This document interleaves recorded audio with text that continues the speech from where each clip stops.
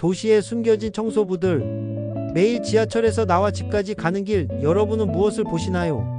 빌딩들, 사람들, 자동차들, 그리고 가끔 스쳐 지나가는 까치 한 마리, 길모퉁이에서 마주치는 고양이 한 마리.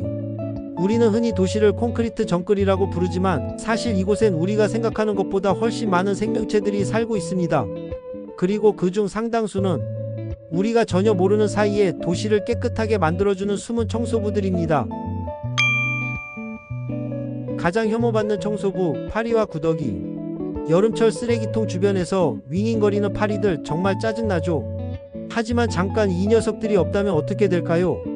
파리의 애벌레인 구더기는 대부분 부패 혹은 발효된 동식물에 서식하고 액상화한 것을 흡입합니다.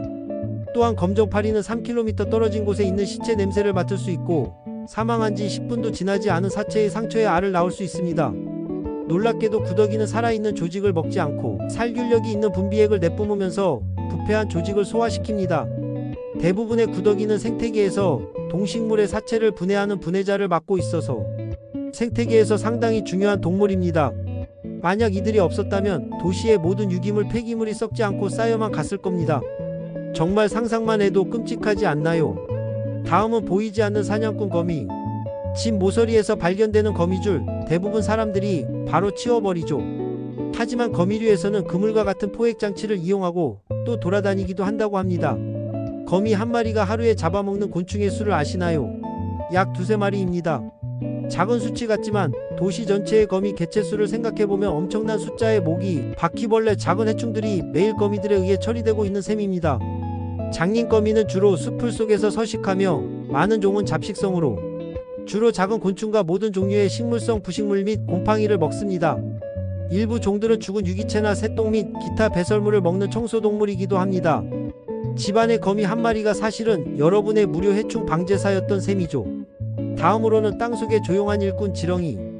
비가 온 후 보도블록 위에 널브러진 지렁이들을 본 적 있으시죠? 지렁이는 땅 표면에 있는 낙엽이나 쓰레기를 먹어 분해하고 이로써 땅속에 좋은 미생물들이 자랄 수 있도록 합니다. 흙을 부지런히 파서 그 흙에 있는 먹이를 먹으면서 땅에 여러 구멍이나 터널을 만들어 식물들이 숨쉴 수 있는 산소가 공급되죠. 지렁이는 유기물질이 들어있는 먹이를 먹어 분해하고 이것을 먹는 동물이 많으므로 땅 위나 물속 생태계에서 매우 중요한 구실을 한다고 합니다. 도시의 작은 화단이나 가로수 아래에서 지렁이들이 매일 흙을 갈아주고 있는 겁니다. 지렁이가 먹고 배설한 흙은 식물이 잘 자랄 수 있는 좋은 흙으로 된다니까요. 다음 논란의 청소부, 까치와 비둘기. 이제 좀 더 눈에 띄는 청소부들 이야기를 해볼까요? 까치 참 재미있는 새입니다. 적응력이 강해서 어디에서나 잘 사는 친구입니다. 인간의 도시에서도 잘 살아가는 편이죠. 어쩌다 사람의 음식을 빼앗아 먹는다고 해서 미움받기도 하지만 사실 까치는 도시의 중요한 청소부입니다. 곤충, 작은 동물의 사체, 남은 음식물까지 가리지 않고 치워주거든요. 비둘기도 마찬가지입니다. 날아다니는 쥐 닭둘기라고 불리며 비둘기 포비아를 겪는 사람까지 나타났다고 하지만 도시에서 사는 집비둘기는 먹는 것과 사는 공간을 모두 인간에게 의존해서 확보합니다. 공원과 아파트, 실외기, 교각 아래 등 인간이 만든 구조물에서 살면서 인간이 버린 음식물, 쓰레기를 먹는다고 합니다. 어떻게 보면 우리가 버린 쓰레기를 치워주는 무료 청소부인 셈이죠. 다음 복잡한 관계, 길고양이의 딜레마. 길고양이 이야기는 좀 복잡합니다. 길고양이들이 쥐를 사냥하므로 쥐들이 옮길 수 있는 전염병이 퍼지는 것을 막아 방역에 기여한다는 이른바 길고양이 도시방 영론이 있는 반면 고양이가 쥐를 못 잡는 것은 아니지만 덜 위험하고 힘이 덜 드는 다른 먹잇감이 없어야 쥐 사냥에 나선다는 연구 결과도 있습니다. 연구기간 79일간 306건의 동영상이 촬영됐다고 합니다.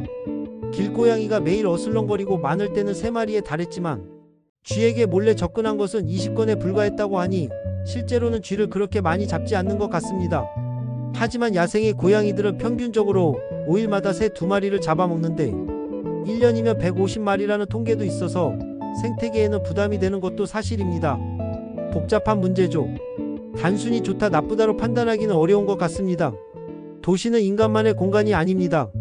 짹짹거리는 새소리에 잠을 깨고 등굣길엔 길에 사는 고양이들이 반겨준다. 깜깜한 밤엔 풀벌레들의 울음소리가 들리기도 한다고 합니다. 주위만 둘러봐도 강아지, 고양이부터 전깃줄 위에 참새와 비둘기, 눈에 띄지 않는 작은 곤충들까지 여러 생명체들이 모여 사는 공간이 바로 도시다라는 말이 참 인상적입니다. 문제는 핵심적인 문제라고 한다면 먹이사슬이 단순해지는 것이다라는 점입니다. 도심의 식생은 플라타너스 같이 특정종 위주로 이루어져 있다. 이 경우 해당 식물종을 섭취하는 동물만 급증하는 문제가 생긴다고 하니 도시의 생태계가 얼마나 불균형한지 알 수 있습니다.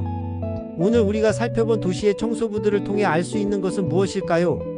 인간의 관점만이 아닌 생태계 전체의 균형을 고려해야 한다는 점이 아닐까 싶습니다. 예를 들어 모기와 싸워 이길 수 없다면 모기의 생존 전략을 배우려는 시도도 해야 한다.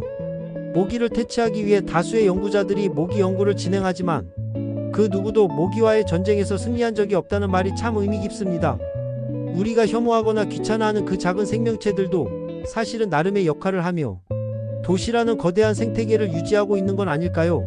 물론 모든 것을 무작정 좋게만 볼 수는 없습니다. 균형이 깨진 것들은 바로 잡아야 하고 문제가 되는 것들은 해결해야 합니다. 하지만 가끔은 이런 시선으로 우리 주변을 둘러보는 것도 좋을 것 같습니다. 작은 것들의 큰 역할을, 보이지 않는 것들의 소중함을 말이죠.